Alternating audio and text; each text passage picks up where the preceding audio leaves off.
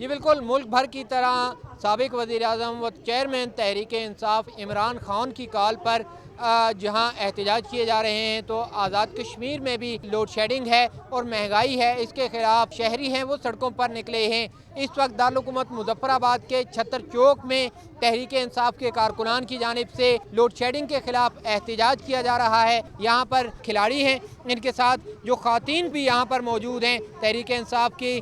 تنظیم کے مختلف ذمہ داران یہاں پر موجود ہیں۔ چھتر چوک کا جو سبزہ زار ہے، یہاں پر نعرے لگاتے کارکنان احتجاج کر رہے ہیں۔ جو مقررین ہیں ان کا یہی کہنا ہے کہ ملک بھر میں جو لوڈ شیڈنگ کا مسئلہ ہے اس کی ذمہ دار موجودہ حکومت ہے، اور اس لوڈ شیڈنگ کے مسئلے پر قابو پانے کے لیے وہ فوری اقدامات کر رہے۔ دارالحکومت مظفر آباد میں جیسا کہ یہ احتجاج ہو رہا ہے، تو دیگر شہروں میں بھی مقامی سطح پر تحریک انصاف کے زیر اہتمام مختلف شہروں میں احتجاج کیے جا رہے ہیں، اور یہی کہا جا رہا ہے کہ وہ موجودہ حکومت ہے ناجائز طریقے سے پاکستان میں اقتدار سنبھالا ہے، امپورٹڈ حکومت کو مسترد کرتے ہیں، اور لوڈ شیڈنگ کا اور جو مہنگائی کا مسئلہ ہے اس میں تحریک انصاف عوام کے ساتھ کھڑی ہے، اور آنے والے الیکشن میں یہ جو تحریک انصاف کی حکومت ہے یہ آئے گی، اور یہ مسائل جو ہے تحریک انصاف کی